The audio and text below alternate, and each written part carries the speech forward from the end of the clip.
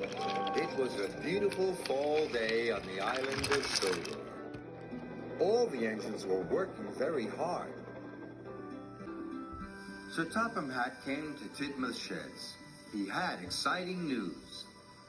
Gordon is to take the new mayor of Sodor on a special tour of the island, he announced. Gordon was thrilled, but then he had a thought. Who will take the express, sir? He asked. The other engines were excited. Pulling the express was an important job. Everyone wanted to be chosen. But Sir Topham Hatt chose Emily. When Sir Topham Hatt left, Emily was very happy, but Gordon wasn't impressed. The express is the longest passenger train on the island, he sniffed. I always cross the island twice by tea time. You'll never do that. I've got big wheels, and I'll do my best, said Emily. Big wheels don't make a big engine, boasted Gordon. Everyone knows I'm the best. Thomas thought Gordon was showing off. Twice before tea time, he puffed. That will be hard. But Emily wasn't listening to Thomas. I'm going to be as good as Gordon, she said eagerly. She steamed away as fast as she could. Emily puffed into Knapford Station. She was looking forward to taking the express, but it was very, very heavy. Bust my buffers, she gasped as she slowly pulled out of the station. But she pulled away too soon and left the brake coach behind. Emily puffed with all her might. She was determined to be fast.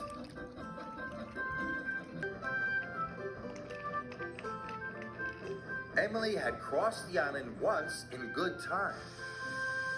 I am as good as Gordon, she puffed proudly.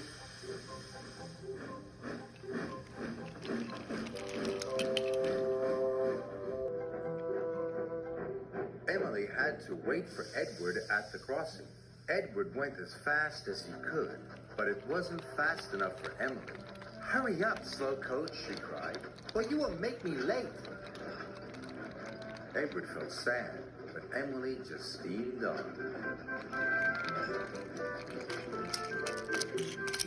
Emily stopped in Maithwaite Station.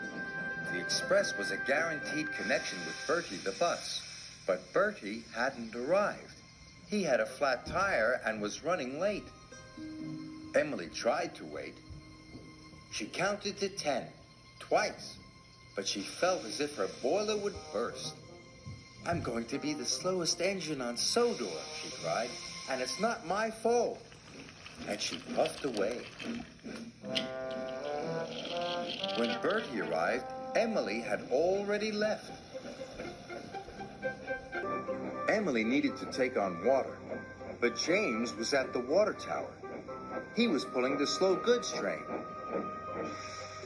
Emily wanted to go first.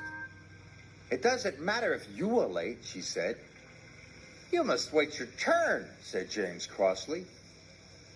Express trains don't wait, said Emily, and she left without taking on water. Emily went faster than ever. Her coaches rocked and rolled, and her passengers were biffed and bumped and bounced.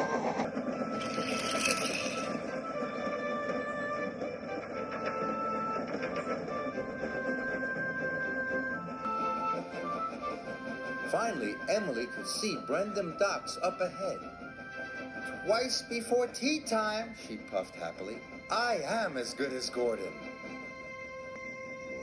Then there was trouble. Emily slowed down. What's happening to me? She cried. She went slower and slower. Emily had run out of water. She huffed and puffed, but she had no steam left. Finally, Emily came to a complete stop.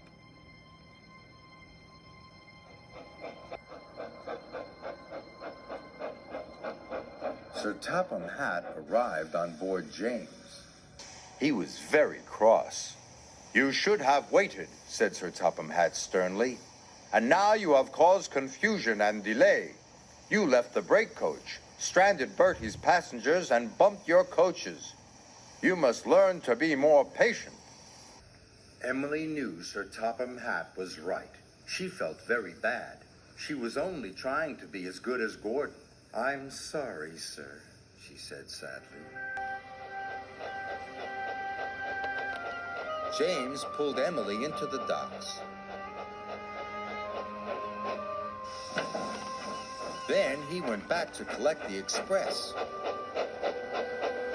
Now I need an engine to take the slow goods train, said Sir Topham Hatt. Emily had an idea. "May I take it, sir?" she said. "If I promise to go slowly?" Sir Topham Hatt thought it was a grand idea. The slow goods train needs lots of patience, he said. Emily was pleased. She was determined to do a good job.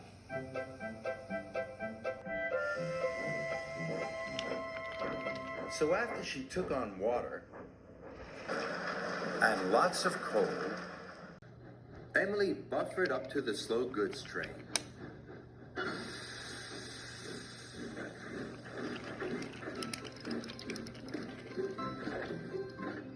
She stopped at all the right stations.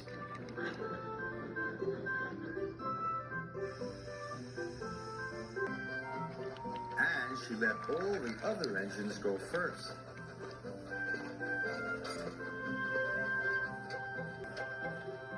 She stopped at a signal. Thomas was waiting there. "Hey, Thomas." "I am learning patience," Emily puffed. "But if only I could learn it faster." Thomas had to laugh.